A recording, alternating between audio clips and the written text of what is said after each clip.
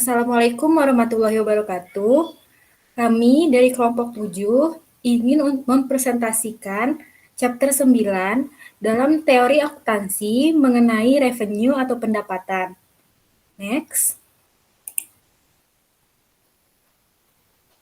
Di dalam kelompok 7 terdiri dari 3 anggota.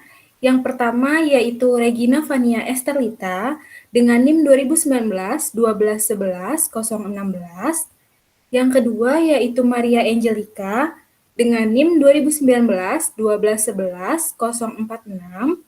Dan yang ketiga yaitu saya sendiri, Meta Trilestari dengan NIM 2019 1211 050. Next.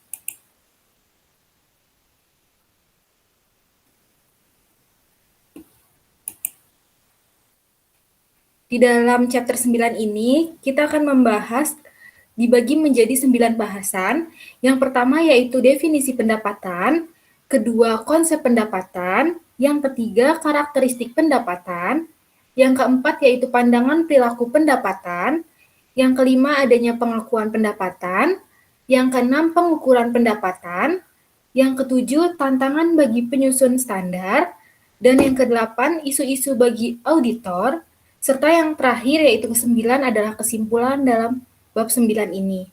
Next.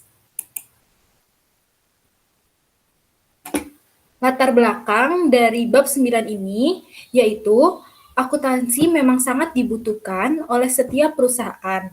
Karena dengan akuntansi kita bisa memantau kinerja perusahaan dan juga kondisi perusahaan yang kita jalani.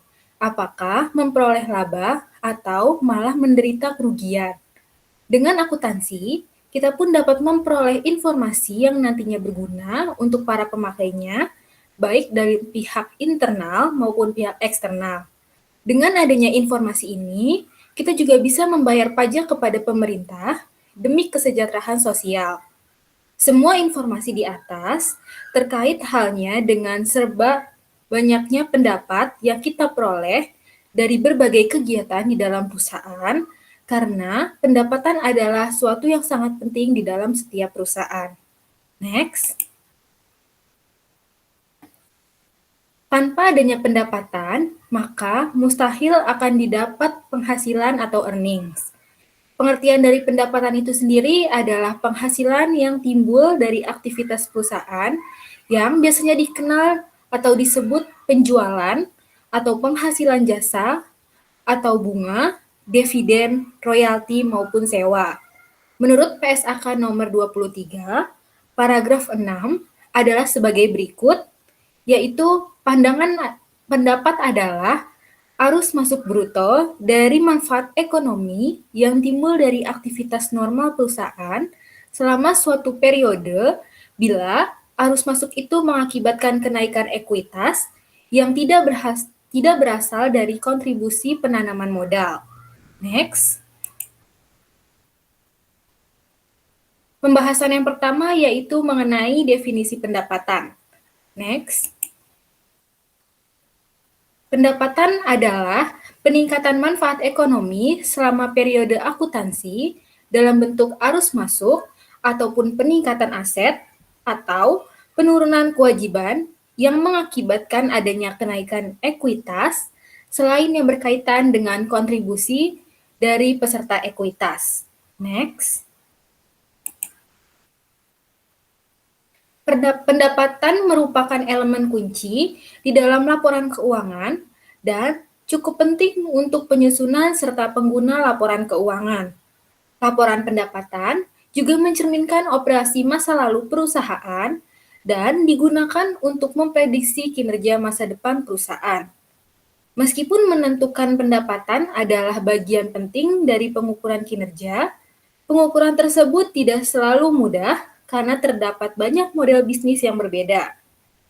Next.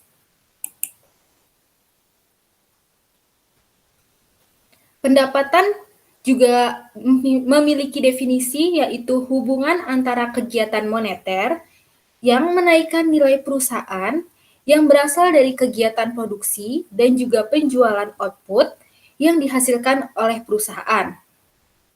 Next. Dan pendapatan adalah kunci utama serta dasar akuntansi di dalam melaporkan aktivitas perusahaan. Oleh sebab itu, pengertian pendapatan itu sendiri adalah sangat penting. Kita tahu bahwa pendapatan adalah kenaikan bersih nilai aset dan juga modal yang akhirnya akan dihubungkan dengan kas. Di dalam aktivitas utama operasi bisnis, arus kas utamanya disusun berdasarkan produksi dan juga penjualan output yang dihasilkan oleh perusahaan tersebut. Oleh sebab itu, kita dapat mengidentifikasi dua aliran kas yang terhubung dalam kegiatan operasi utama perusahaan, yaitu secara fisik ataupun secara moneter. Next. Pendapatan yaitu aliran secara fisik yang melibatkan kegiatan produksi dan juga penjualan output baik barang maupun jasa di dalam perusahaan. Aliran secara moneter melibatkan kegiatan-kegiatan yang memberi pengaruh terhadap kenaikan nilai dari suatu perusahaan.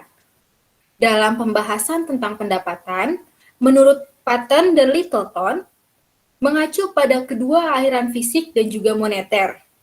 Mereka menyebutkan bahwa pendapatan produk perusahaan mereka merupakan aliran fisik dari kegiatan produksi output yang dilakukan oleh perusahaan. Next. Mereka juga menambahkan bahwa dalam pendapatan adalah aliran moneter yang merupakan pendapatan yang dapat direpresentasikan dengan aliran dana dari pelanggan. Dengan demikian, maka dapat kita simpulkan bahwa pengertian dari pendapatan itu sendiri adalah hubungan antara kegiatan moneter yang menaikkan nilai perusahaan yang berasal dari kegiatan produksi perusahaan dan juga penjualan output baik berupa barang ataupun jasa yang dihasilkan oleh perusahaan tersebut. Next. Maka, pendapatan mencakup baik pendapatan dan juga keuntungan. Pendapatan timbul dalam aktivitas normal entitas dan disebut dengan berbagai nama yang berbeda, termasuk penjualan, biaya, bunga, dividen, royalti, ataupun sewa. Next. Sedangkan definisi pendapatan menurut IAS, International Accounting Standard 18 atau AASB 118, pengertian dari pendapatan adalah aliran masuk manfaat ekonomi dalam satu periode yang berasal dari kegiatan rutin suatu badan usaha yang menyebabkan peningkatan ekuitas selain dari kontribusi dari pemilik. Next. Sedangkan definisi pendapatan menurut IASB yaitu International Accounting Standard Board, yaitu pengertian dari pendapatan adalah bagian dari income yang merupakan peningkatan manfaat ekonomi dalam periode akuntansi dalam bentuk peningkatan aset maupun penurunan liabilitas yang berasal dari peningkatan ekuitas selain dari kontribusi dari pemilik. Definisi income meliputi pendapatan serta keuntungan. Pendapatan dapat timbul karena kegiatan rutin yang dilakukan oleh perusahaan meliputi penjualan, biaya, bunga, royalti maupun sewa. Next. Sedangkan definisi pendapatan menurut FASB yaitu pendapatan merupakan aliran masuk atau peningkatan aset atau penurunan liabilitas atau kewajiban, yaitu kombinasi keduanya selama satu periode yang berasal dari penyerahan ataupun produksi barang maupun jasa atau kegiatan lainnya yang merupakan kegiatan utama badan usaha. Next. Sedangkan definisi menurut IASB konsisten terhadap definisi pendapatan yang dinyatakan oleh FASB dan fokus pada aliran masuk atau peningkatan aset lain yang sedang berlangsung atau kegiatan utama perusahaan. Aset yang diterima atau bertambah meliputi kas, piutang, atau pertukaran barang ataupun jasa yang diterima dengan barang dan jasa yang diberikan. Definisi tersebut juga menyatakan bahwa income mungkin juga berasal dari pelunasan kewajiban. Next. Adanya perbedaan antara pendapatan serta keuntungan. Keuntungan merupakan income yang akan timbul ataupun tidak karena adanya kegiatan rutin perusahaan. Keuntungan juga termasuk income karena keuntungan menunjukkan manfaat ekonomi di masa yang akan datang dan tidak ada perbedaan alami dengan pendapatan. Maka dari itu, keuntungan dan pendapatan tidak dipertimbangkan untuk dipisahkan di dalam kerangka kerja. Sedangkan definisi dari income juga termasuk di dalam keuntungan yang belum direalisasikan, yang mempunyai implikasi terhadap aturan di dalam pengakuan pendapatan. Next. Berbeda dengan pendekatan IASB, FASB membedakan antara pendapatan dengan keuntungan. Meskipun pendapatan dan keuntungan termasuk dalam laba, keuntungan merupakan kenaikan nilai aset dari transaksi yang bukan merupakan kegiatan utama yang bersifat insidental dan dari kejadian lain yang di luar kontrol perusahaan. Sedangkan untuk pendapatan berhubungan dengan kegiatan utama perusahaan. Namun, menurut Martin, ia juga berpendapat bahwa keuntungan dan juga pendapatan harus diukur serta diakui dengan aturan yang sama. Sehingga pada dasarnya, keuntungan serta pendapatan dapat menunjukkan adanya kenaikan bersih aset, serta oleh sebab itu, keuntungan serta pendapatan harus diperlakukan dengan cara yang sama. Next. Sedangkan ringkasan dari definisi pendapatan itu sendiri adalah pendapatan ialah arus masuk bruto dari manfaat ekonomi selama periode yang timbul dalam pelaksanaan aktivitas normal entitas ketika arus masuk tersebut mengakibatkan adanya kenaikan ekuitas. Selain yang berkaitan dengan meningkatkan kontribusi dari peserta ekuitas. Pendapatan itu aliran masuk aset ataupun kenaikan aset lainnya pada suatu entitas ataupun penyelesaian baik pelunasan kewajiban entitas tersebut dari penyerahan ataupun produksi barang atau pemberian atau penyerahan jasa atau kegiatan lain yang membentuk operasi sentral ataupun utama yang berkelanjutan dari entitas tersebut. Next. Menurut IAS 18 atau AASB 118, pengertian dari pendapatan merupakan aliran masuk bruto manfaat ekonomi selama satu periode yang berasal dari kegiatan rutin suatu entitas yang menyebabkan peningkatan ekuitas selain dari kontribusi pemilik. Sedangkan menurut IASB Framework atau kerangka kerja IASB, pengertian dari pendapatan yaitu termasuk dalam bagian laba. Pendapatan merupakan bagian dari penerimaan, income, yang merupakan peningkatan manfaat ekonomi selama periode akuntansi dalam bentuk peningkatan aset ataupun penurunan kewajiban yang berasal dari peningkatan ekuitas selain dari kontribusi pemilik.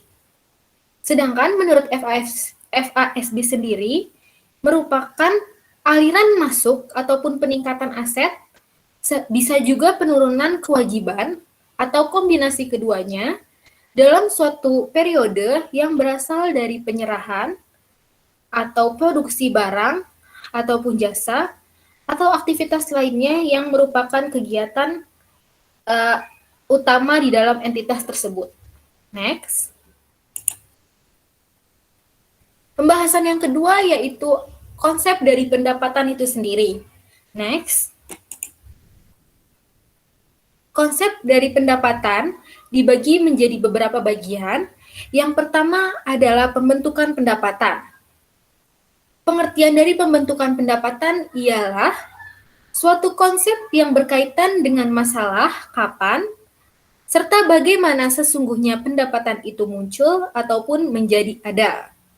Konsep pembentukan pendapatan menyatakan bahwa pendapatan terbentuk, terhimpun, atau terhak bersamaan dengan dan melekatkan pada seluruh atau totalitas proses berlangsungnya operasi perusahaan dan bukan sebagai hasil transaksi tertentu. Pendapatan ini juga dilandasi oleh konsep dasar upaya dan hasil atau capaian serta kontinuitas usaha.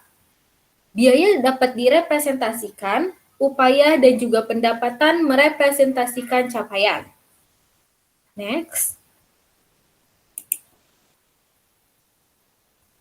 Pendekatan ini juga dilandasi oleh konsep homogenitas cost, yaitu seluruh pos biaya yang direpresentasikan dengan cost menghasilkan pendapatan sebagai satu kesatuan, yaitu cost komponen atau pos biaya secara individual mempunyai kontribusi dalam menghasilkan pendapatan. Cost juga mempunyai kedudukan yang sama dalam menghasilkan pendapatan di dalam perusahaan tersebut. Next. Implikasi dari konsep homogenitas cost, yaitu cost berkaitan dengan pendapatan secara proporsional dengan besarnya cost. Urutan pengurangan cost barang terjual, biaya penjualan, dan biaya administratif dalam statement laba rugi bukan merupakan urutan prioritas. Begitu cost suatu objek biaya itu terjadi, maka pendapatan dapat dianggap terbentuk sehingga laba juga terbentuk. Next. Asumsi di balik homogenitas cost.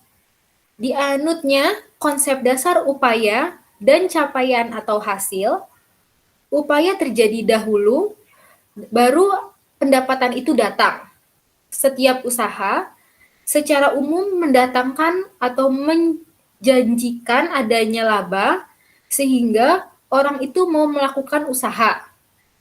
Pengertian dari biaya ataupun expense merupakan upaya yang disengaja untuk dilakukan secara senang hati dengan penuh kesadaran, semangat, dan pengertian, bukan beban yang harus diderita atau ditanggung oleh pendapatan. Maka, istilah beban tidak cocok atau mengenai untuk expense. Next. Yang kedua di dalam konsep pendapatan, yaitu adanya realisasi pendapatan, pendekatan transaksi. Dengan konsep realisasi pendapatan, baru dapat dikatakan terjadi atau terbentuk pada saat terjadi kesepakatan ataupun kontrak dengan pihak yang independen, yaitu pihak pembeli untuk membayar produk, baik produk telah selesai dan diserahkan ataupun belum dibuat sama sekali. Berdasarkan konsep realitas, pendapatan sebenarnya terjadi akibat transaksi tertentu, yaitu adanya transaksi penjualan dan juga kontrak. Next. Selanjutnya ada penilaian pendapatan, di mana dibagi menjadi beberapa bagian, yaitu adanya biaya historis atau historical cost, adalah aktiva yang dicatat sebesar pengeluaran kas atau setara dengan kas, yang dibayar sebesar nilai wajar dari imbalan yang diberikan untuk memperoleh aktiva tersebut pada saat perolehan. Sedangkan pengertian dari biaya kini atau biasa dikenal sebagai current cost, yaitu aktiva dinilai dalam wujud kas atau setara kas yang seharusnya dibayar bila aktiva yang sama atau setara diperoleh sekarang. Sedangkan pengertian dari nilai realisasi atau penyelesaian, yaitu aktiva dinyatakan dalam jumlah kas atau setara kas yang sama atau setara aktiva yang sekarang dengan menjual aktiva dalam pelepasan normal. Sedangkan pengertian dari nilai sekarang atau kita kenal sebagai present value, yaitu aktiva yang dinyatakan sebesar kas masuk bersih di masa depan yang didiskontokan ke nilai sekarang dari pos yang diharapkan dapat memberikan hasil dalam pelaksanaan usaha normal. Next. Selanjutnya, yang ketiga yaitu yang akan dibahas di dalam chapter 9 ini adalah karakteristik pendapatan. Next. Selanjutnya akan dilanjutkan oleh Regina Fania. Kepada Regina Fania, saya persilahkan. Untuk selanjutnya, karakteristik utama pendapatan. Yang pertama ada aliran masuk aset atau kenaikan aset. Untuk dapat mengatakan bahwa pendapatan ada atau timbul, harus terjadi transaksi atau kejadian yang menaikkan aset atau menimbulkan aliran masuk aset. Tidak ada batasan bahwa aset harus berupa kas atau alat liquid yang lain. Akan tetapi, tidak semua kenaikan aset dapat menimbulkan pendapatan. Next.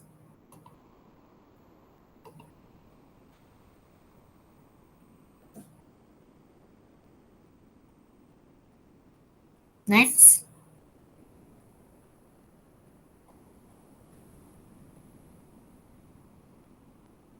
Yang kedua, ada operasi utama atau sentral berlanjut. Secara netral, pendapatan adalah produk perusahaan sebagai hasil dari upaya produktif. Pendapatan diukur dengan jumlah rupiah aset baru yang diterima dari pelanggan. Kegiatan utama atau sentral yang menerus atau berlanjut merupakan karakteristik yang membatasi kenaikan yang dapat disebut pendapatan. Kenaikan aset harus berasal dari kegiatan operasi dan bukan kegiatan investasi dan pendanaan. Akan tetapi, pendanaan atau untung yang tidak berasal dari operasi utama dengan sendirinya lalu dapat disebut sebagai pos non-operasi. Next. Selanjutnya, untuk karakteristik pendukung pendapatan. Yang pertama ada operasi dan non-operasi, yaitu pemisahan hanya dapat dibenarkan kalau laba atau rugi tersebut benar-benar luar biasa dan berkaitan dengan tujuan perusahaan utama hanya secara sangat kebetulan saja. Bila tidak bersifat luar biasa, pos-pos tersebut lebih tepat dilaporkan sebagai pendapatan lain-lain dan untung. Selanjutnya ada penurunan kewajiban, terjadi penurunan atau pelunasan kewajiban. Lalu yang terakhir ada suatu entitas, maksud dalam tujuan definisi mengisyaratkan bahwa konsep kesatuan usaha dianut dalam pendefinisian. Next.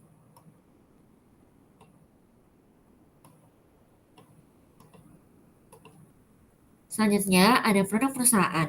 Pendapatan akhirnya harus direpresentasi oleh aliran masuk dana dari pelanggan.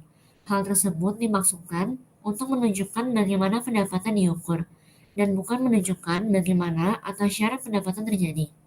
Selanjutnya ada pertukaran produk, di mana pendapatan akhirnya harus dinyatakan dalam satuan moneter untuk dicatat dalam sistem pembukuan. Next.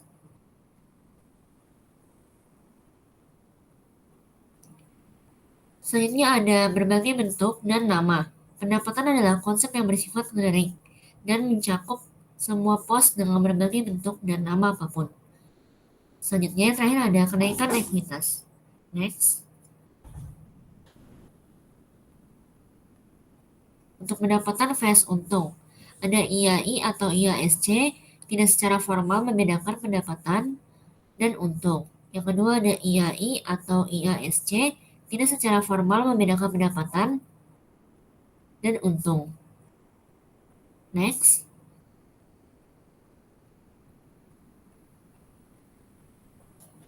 Untung ialah kenaikan dalam ekuitas atau aset bersih yang berasal dari transaksi peripheral atau ikutan atau insidental atau kala-kala suatu entitas dan dari semua transaksi atau kejadian atau keadaan lain yang mempengaruhi entitas tersebut, kecuali kenaikan sebagai akibat dari pendapatan atau investasi oleh pemilik makna yang terkandung dalam definisi untung.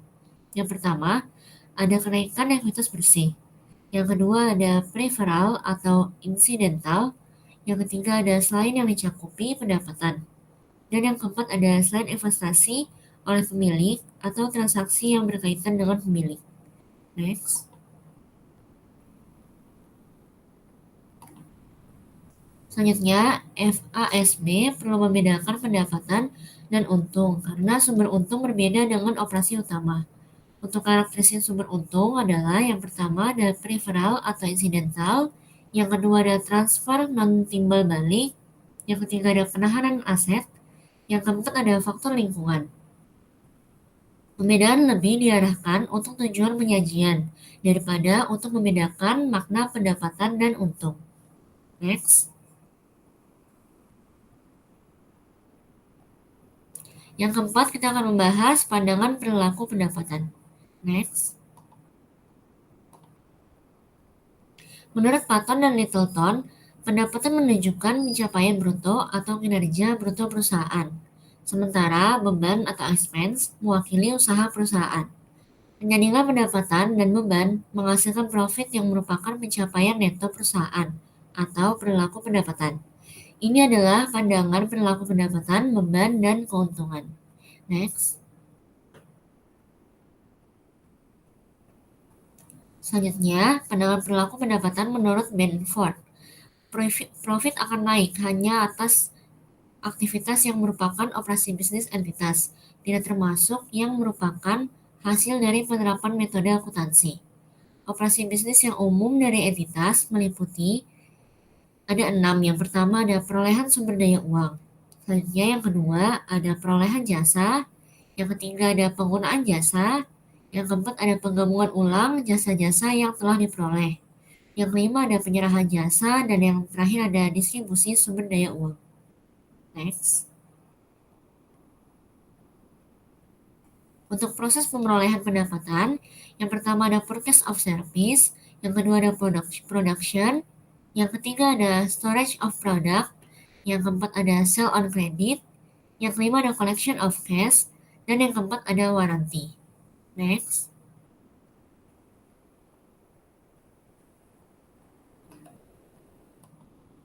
Pandangan perilaku pendapatan menurut Myers. Konsep pendapatan dan profit berhubungan dengan keputusan atau kejadian kritis tertentu yang dibuat oleh manajer. Profit diperoleh ketika pengambilan keputusan kritis atau melakukan tugas yang paling sulit dalam suatu siklus transaksi yang lengkap. Teori Meyer ini membantu akuntan dalam menentukan kapan pengakuan pendapatan. Next. Menurut Patton, pendapatan menunjukkan kegiatan yang telah dilakukan badan usaha. Untuk mengukur kinerjanya, pendapatan dibandingkan dengan biaya yang merupakan upaya untuk menghasilkan pendapatan. Sedangkan menurut Benford, kegiatan operasional badan usaha terdiri dari yang pertama ada memperoleh sumber daya uang, yang kedua ada memperoleh jasa, yang ketiga ada memanfaatkan jasa, yang keempat ada mengkombinasikan jasa, yang kelima menyerahkan jasa, dan yang keenam ada mendistribusikan sumber daya uang. Untuk proses memperoleh laba, yang pertama ada membeli jasa, yang kedua ada produksi, yang ketiga ada menyimpan produk, yang keempat ada menjual, yang kelima ada menagih, dan yang terakhir ada garansi. Next. Untuk pembahasan yang kelima yaitu tentang pengakuan pendapatan. Next. Dasar pengakuan pendapatan. Pendapatan dapat diakui pada beberapa kemungkinan. Yang pertama ada proses produksi. Periode penyelesaian lebih dari satu periode. Tingkat penyelesaian dapat ditentukan. Yang terakhir ada sudah terjadi kontrak dengan pembeli. Untuk produk selesai diproses, Yang pertama sudah ada kepastian penjualan karena ada kepastian harga. Yang kedua tidak diperlukan usaha untuk menjual. Yang terakhir ada nilainya tidak dipengaruhi pemecahannya. Untuk pengiriman produk, sudah ada kepastian harga dan kesepakatan dengan pembeli. Dan untuk penerimaan kas, pada saat penjual belum memperoleh kepastian penerimaan kas. Next.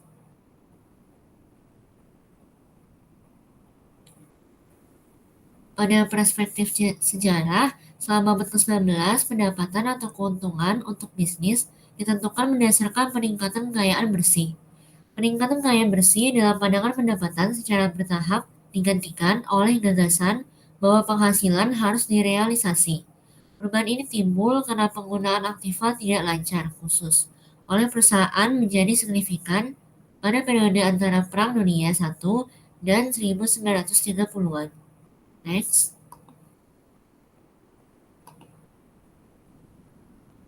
Di Amerika Serikat, pelanggaran yang timbul dari penilaian-penilaian pada tahun 1920 memberikan kontribusi sebagai peristiwa bencana ekonomi yang mengarah pada depresi besar 1930-an. Beberapa orang menilai profesi akuntansi sebagai ilmu bertanggung jawab atas bencana tersebut karena telah mengizinkan perusahaan untuk aktifan nilai over optimis. Konsep ini kemudian digantikan secara bertahap dengan konsep bahwa income haruslah terrealisasi. Next.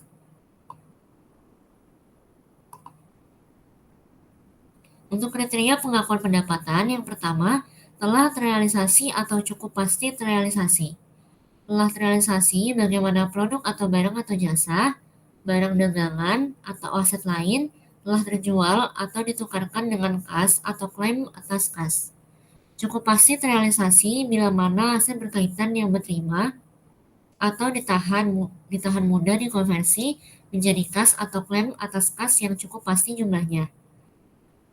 Mudah dikonversi bila mempunyai yang pertama ada harga satuan yang tetap, tidak bergantung bentuk dan penyajian barang. Dan yang kedua adakah harga barang tersedia di suatu pasar aktif tersedia. Next. Yang kedua ada telah terbentuk atau terhak. Telah terbentuk bila mana perusahaan telah melakukan secara substansial kegiatan yang harus dilakukan untuk dapat menghaki manfaat atau nilai yang melekat pada pendapatan. Kedua kriteria harus dipenuhi walaupun bobot atau kekritisan untuk keduanya berbeda, untuk situasi yang berbeda. Cukup terbentuk dapat dikaitkan dengan produk akhir atau dengan periode. Next.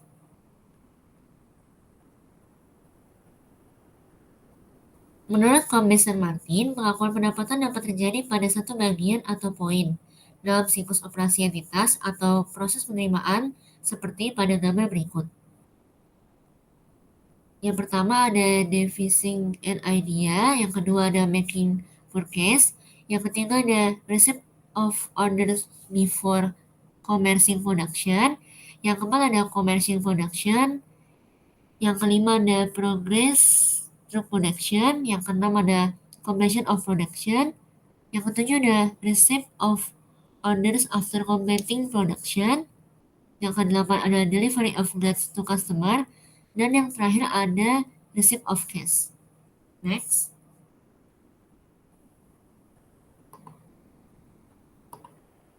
Untuk kriteria pengakuan pendapatan, kita perlu merumuskan kriteria untuk membantu kita memutuskan apa yang cukup bukti objektif, yaitu kita perlu mengetahui jenis bukti yang kita butuhkan sebelum kita memiliki keyakinan dalam jumlah tertentu pendapatan atau keuntungan. Kriteria pengakuan didasarkan pada keinginan untuk kedua informasi akuntansi yang relevan dan handal. Tetapi, secara tradisional penekanan ditempatkan pada yang terakhir. Tiga kriteria tersebut adalah yang pertama, terukurnya nilai aset, yang kedua, adanya transaksi, dan yang terakhir adalah substansial penyelesaian proses produktif. Next. Untuk analisis kriteria untuk pengakuan pendapatan. Yang pertama ada pengukuran nilai aset. Pendapatan dapat diukur secara andal dengan prinsip konservatisme. yaitu diakui pada saat realisasi secara aktual. Namun, pada akuntansi nilai wajar, perubahan nilai aset akan dicatat sebagai beban dan atau pendapatan karena menahan aset. Hal ini konsisten dengan pendekatan basis akrual, tetapi tidak konsisten dengan konsep realisasi dan historical cost. Masih diperlukan adanya dasar yang valid atas pengakuan pendapatan dalam standar yang menggunakan akuntansi nilai wajar. Next.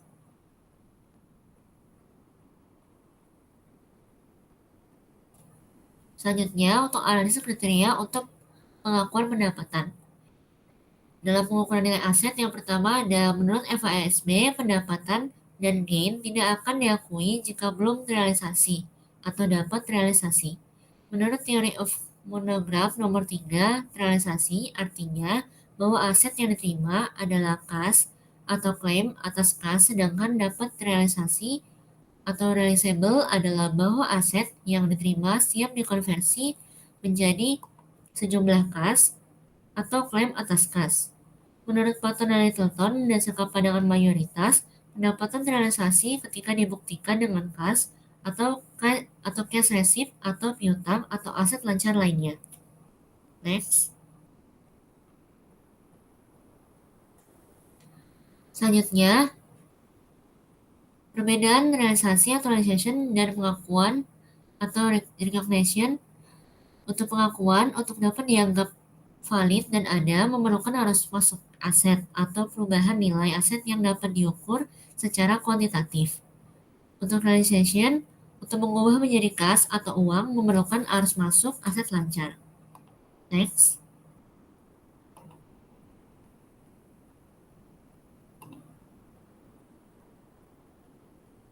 Aspek kriteria measurability adalah terjaminnya collectability kas yang tergantung dari pertimbangan manajer, biasanya berdasarkan pengalaman terdahulu. Pemlis dan Martin berpendapat bahwa measurability dan permanence merupakan kondisi yang harus dipenuhi untuk mengatasi ketidakpastian pengakuan. Measurability berhubungan dengan kemampuan yang objektif untuk menentukan nilai penjualan. Objektif di sini dapat diartikan tidak bias dan dapat dibuktikan oleh investigator kompeten lainnya. Sementara permanens memiliki makna bahwa sekali diakui, maka tidak ada alasan lagi untuk membalik akun pendapatan. Next.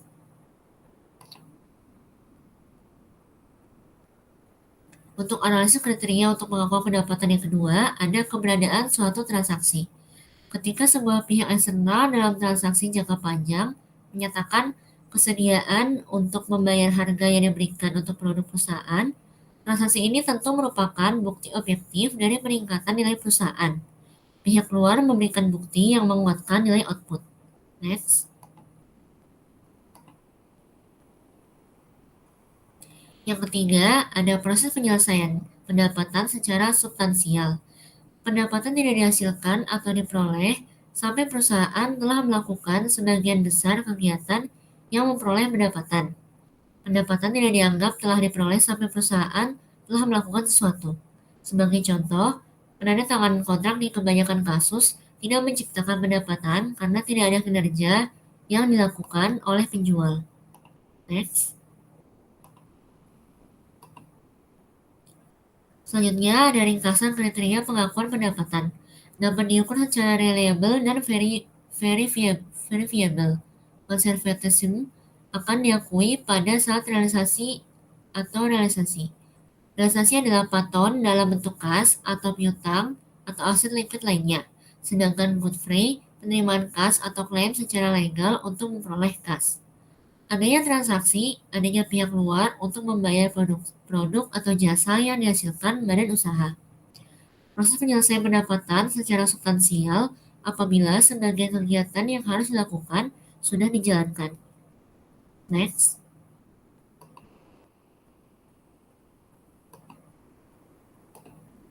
Saat pengakuan pendapatan. Saat kontrak penjualan disepakati, setelah menandatangani kontrak penjualan dan bahkan sudah menerima kas untuk seluruh nilai kontrak tetapi perusahaan belum mulai memproduksi barang. Contoh barang konsumsi dengan jarak penandatanganan kontrak dan penyerahan barang cukup pendek. Next.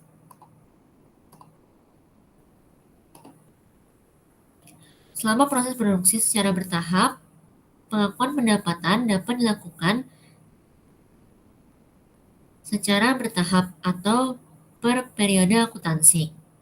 Sejalan dengan kemajuan proses produksi atau sekaligus pada saat proyek selesai dan diserahkan.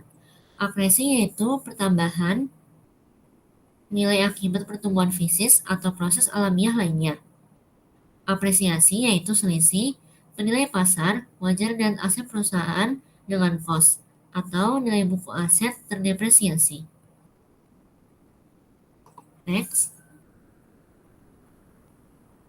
Selanjutnya akan dijelaskan oleh Maria Angelika.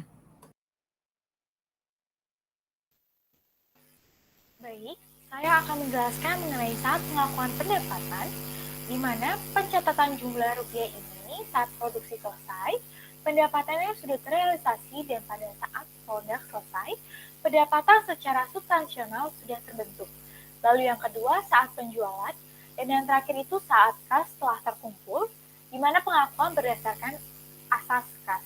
Dalam pencatatan jumlah rupiahnya, pendapatan secara formal ke dalam sistem pembukuan, sehingga jumlah tersebut terrefleksi dalam statement keuangan. Dua konsep penting, yaitu yang pertama pembentukan pendapatan atau yang kita kenal dengan earning of revenue, lalu yang kedua itu ada realisasi pendapatan atau yang kita kenal dengan realization of revenue dalam pendekatan transaksi. Next. Pada materi yang keenam, kita akan membahas mengenai pengukuran pendapatan, di mana dalam pengukuran pendapatan ini menurut IAI atau Ikatan Akuntan Indonesia pada tahun 2002 memperlihatkan ketentuan mengenai pengukuran pendapatan yang dinyatakan dalam standar akuntansi keuangan. Yang isinya itu adalah pendapatan harus diukur dengan nilai masuk akal imbalan yang sanggup diterima. Dan jumlah pendapatan yang timbul dari suatu transaksi biasanya ditentukan oleh persetujuan antara perusahaan pembeli atau pemakai perusahaan tersebut. Jumlah tersebut sanggup diukur dengan nilai masuk akal imbalan yang diterima atau yang sanggup diterima perusahaan dikurangi jumlah diskon dagang dan rabat volume yang diperbolehkan oleh perusahaan tersebut. Next.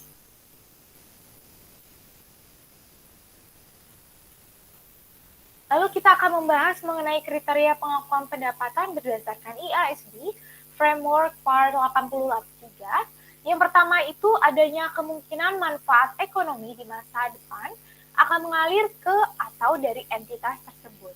Lalu yang kedua memiliki nilai yang dapat diukur dengan andal. Next.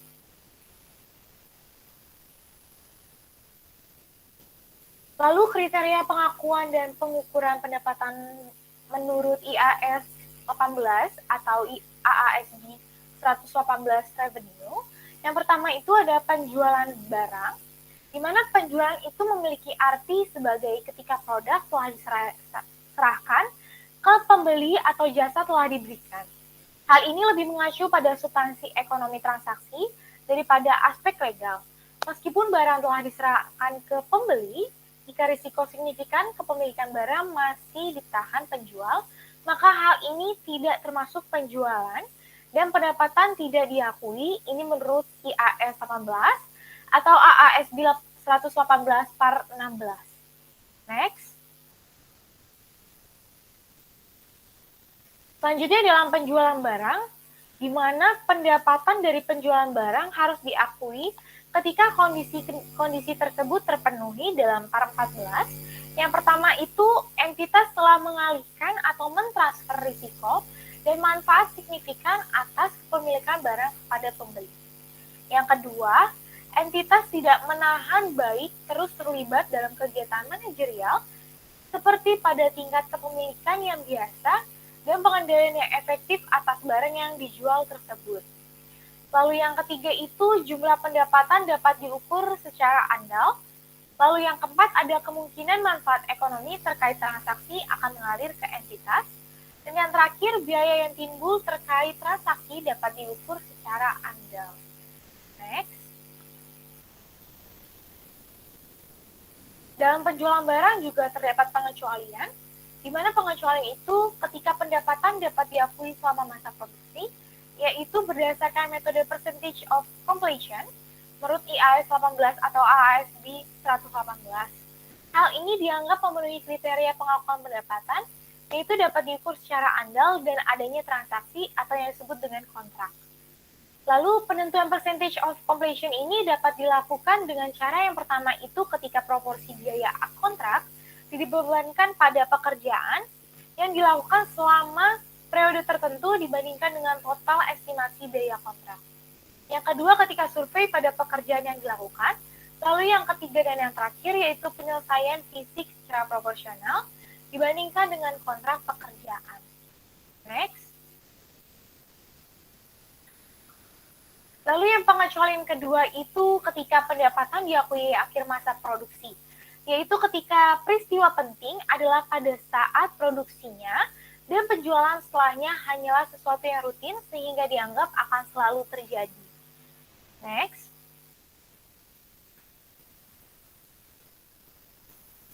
Lalu yang terakhir itu ada pengecualian yang ketiga, yaitu ketika pendapatan diakui pada saat kas diterima setelah penjualan dilakukan. Yaitu artinya pada penjualan dengan metode installment dan cost recovery, di mana metode ini menunjukkan bentuk konservatif pengakuan pendapatan dan penting karena kriteria pengakuan pendapatan pertama atau measurability, dan yang ketiga penyelesaian substansional, tidak terpenuhi pembuktiannya adalah hanya berdasarkan kas yang diterima dari pelanggan. Next.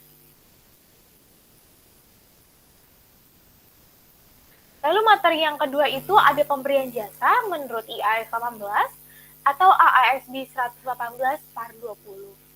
Ketika outcome transaksi terkait pemberian jasa dapat diestimasi dengan andal, maka pendapatan dapat diakui pada periode di mana jasa disediakan berdasarkan tingkat penyelesaian transaksi di tanggal pelaporan. Outcome transaksi dapat diestimasi secara andal jika kondisi tersebut terpenuhi.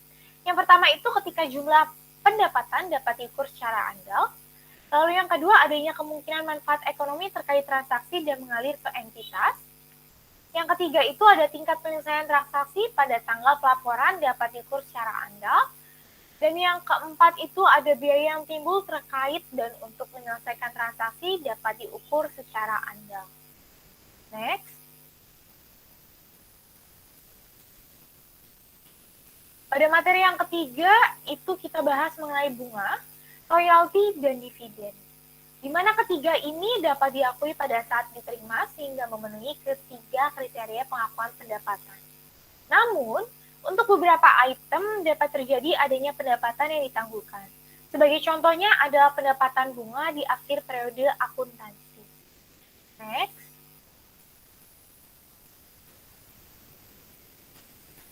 Di mana ketiga hal ini ketika diakui pada saat IAS 18 atau AASB 118 par 29.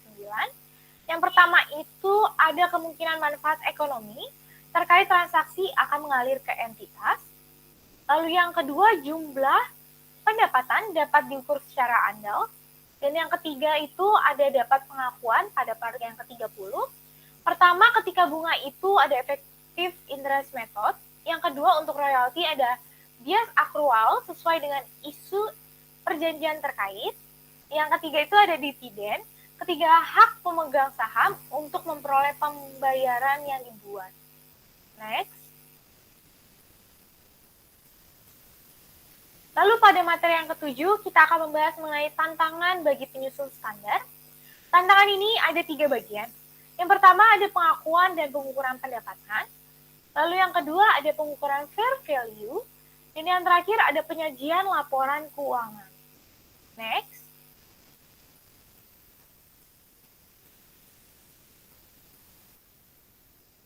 Pada materi yang pertama, mengenai pengembangan pengakuan dan pengukuran pendapatan, menurut ASB dan FASB, melakukan proyek kerjasama untuk membuat seperangkat prinsip yang komprehensif dalam hal pengakuan dan pengukuran pendapatan karena dilatar belakangi oleh beberapa hal. Yang pertama, ada literatur yang ada belum menyajikan dengan baik terkait transaksi pendapatan. Lalu yang kedua itu ada transaksi pendapatan saat ini menjadi lebih kompleks, misalnya transaksi gabung barang, jasa, hingga transaksi keuangan. Lalu yang ketiga, adanya inkonsistensi antara IASB framework dan beberapa standar. Lalu yang ketiga itu ada standar yang ada tidak menguraikan dengan baik transaksi yang melibatkan komponen seperti rencana pendapatan multi-elemen. Yang keempat itu ada FASB, mengidentifikasikan tidak adanya pedoman tentang pengakuan pendapatan dan kurangnya konsep dasar untuk mengatasi isu-isu yang relevan. Next.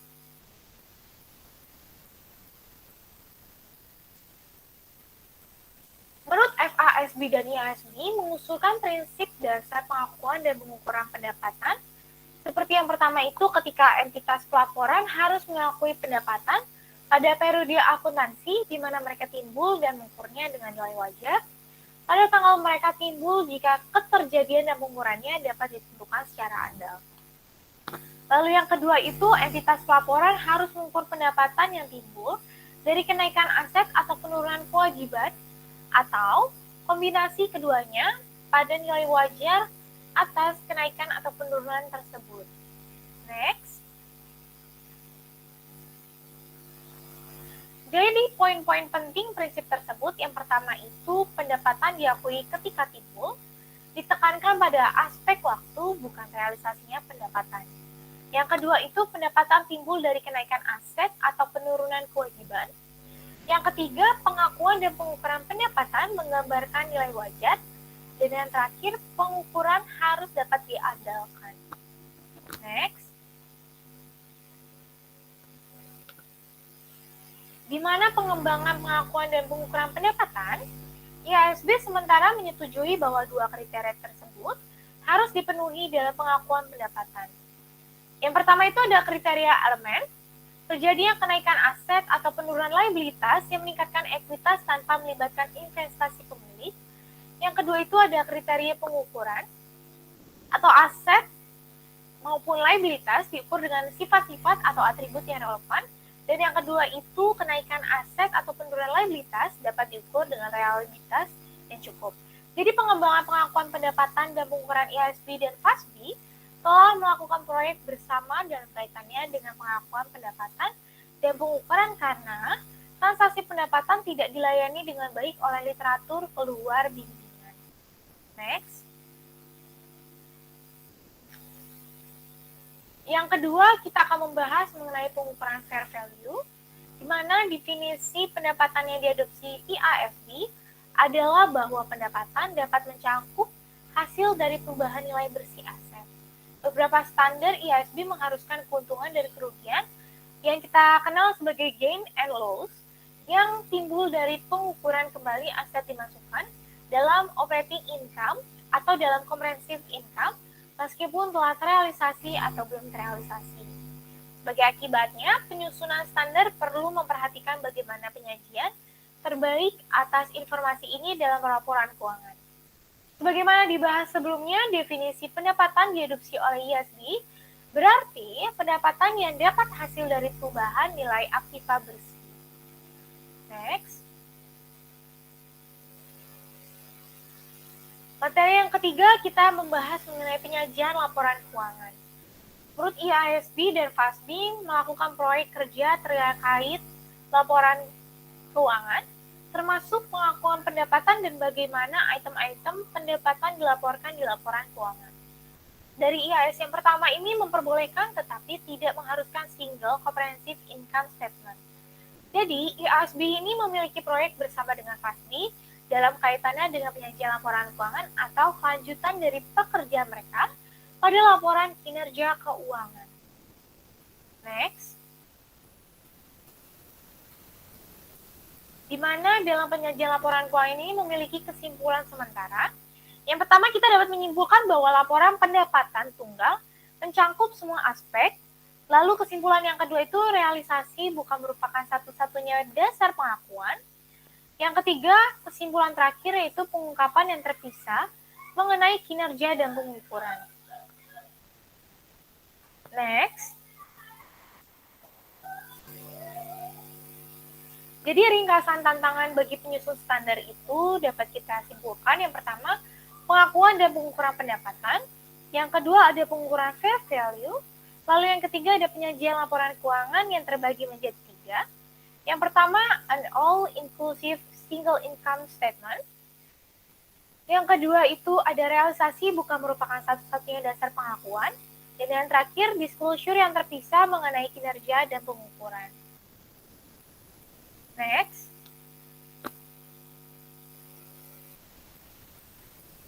Sehingga pada materi yang ke-8 kita akan membahas mengenai isu-isu bagi auditor. Next. Di mana pendapatan berlebihan kemungkinan akan didorong oleh upayanya manajer untuk mengelabui pengguna laporan keuangan. Ini mungkin terjadi saat kompensasi manajer didasarkan pada bonus terkait dengan pendapatan yang ditargetkan. Manajer dengan sejarah mencapai perkiraan keuntungan agresif atau tidak realisasi mungkin memanajemen laba. Perusahaan publik akuntansi Dewan Pengawas atau yang disebut dengan PCAOB di USA telah mendokumentasikan kegagalan oleh auditor untuk mendeteksi pendapatan misreporting. Next.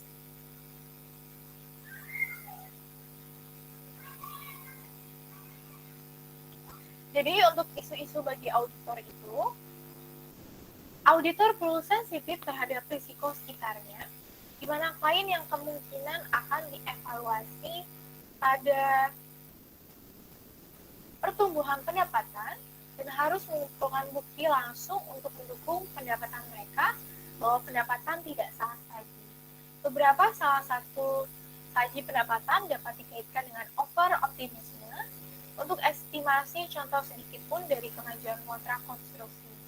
Namun, salah satu saji pendapatan lain adalah karena penipuan, misalnya prematur pengiriman barang pada pembeli tanpa perintah perusahaan atau backdating penjualan yang dibuat di bagian awal periode akuntansi baru. Next.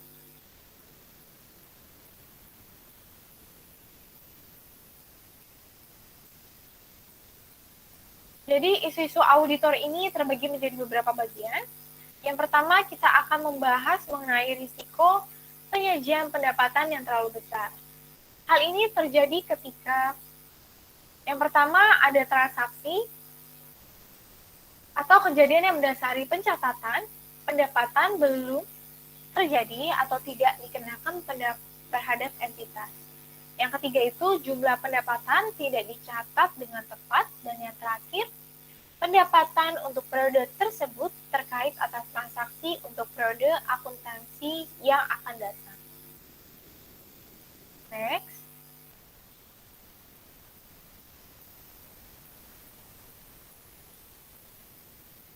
Jadi untuk isu-isu bagi auditor itu yang pertama risiko penyajian pendapatan yang terlalu besar.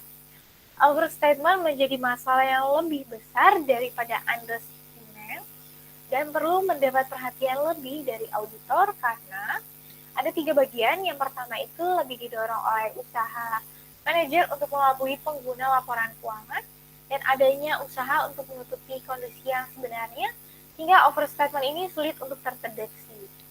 Yang kedua, terdapat bias dalam akuntansi, di mana seorang auditor akan lebih dipertanyakan apabila mengalami kegagalan dalam mendeteksi kesalahan yang mengarah ke pendapatan yang overstate daripada understate. Lalu yang terakhir itu ada temuan United States Public Company Accounting Oversight Board atau yang dikenal dengan PCAOB, bahwa salah saji material laporan keuangan sering berasal dari kesalahan laporan pendapatan. Next.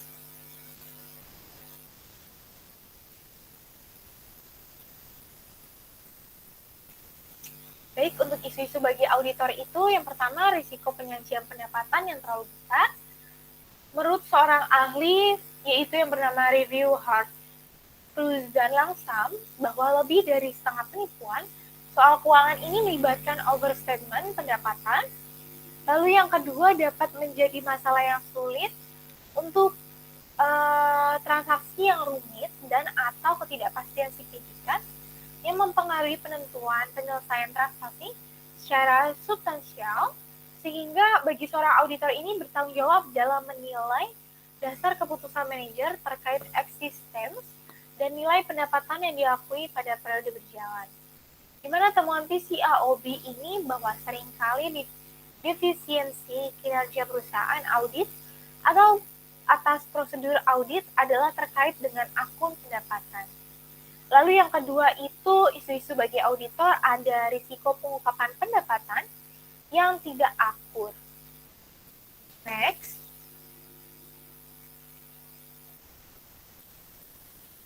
Sehingga kita dapat mencapai kesimpulan pada bab 9 ini. Next.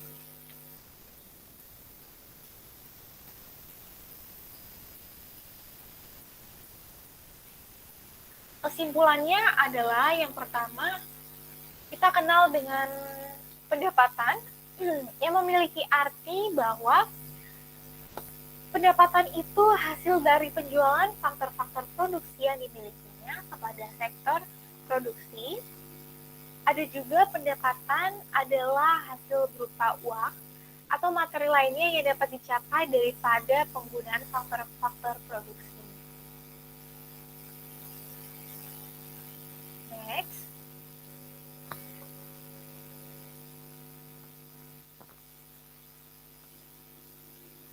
Dan kesimpulan yang dapat kita ambil dari kelompok kami bahwa prinsip pengakuan pendapatan menetapkan bahwa pendapatan diakui pada saat dua bagian.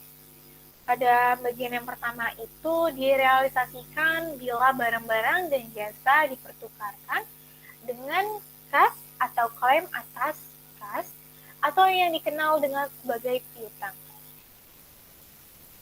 Lalu yang kedua itu dapat direalisasikan bila aktiva yang diterima secara segera dapat dikonversikan pada jumlah kas atau klaim atas kas-kas yang diketahui. Dihasilkan bila kesatuan itu sebagian besar telah menyelesaikan apa yang seharusnya telah dilakukan agar berhak atas manfaat yang diberikan pendapatan. Jadi, sebagian besar perusahaan didirikan dengan tujuan untuk menghasilkan laba yang optimal, sehingga kelangsungan hidup bagi perusahaan ini dapat tercapai, di mana laba yang diperoleh sebagai kelebihan pendapatan atas beban.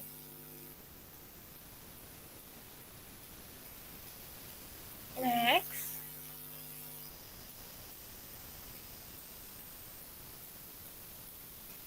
Dengan ini berakhir sudah presentasi kami dari kelompok kami mengenai chapter yang ke-9 dari teori akuntansi. Kurang lebihnya mohon maaf. Wassalamualaikum warahmatullahi wabarakatuh. Shalom, salam sejahtera bagi kita semua. Kiranya ilmu ini bermanfaat bagi kita semua. Terima kasih.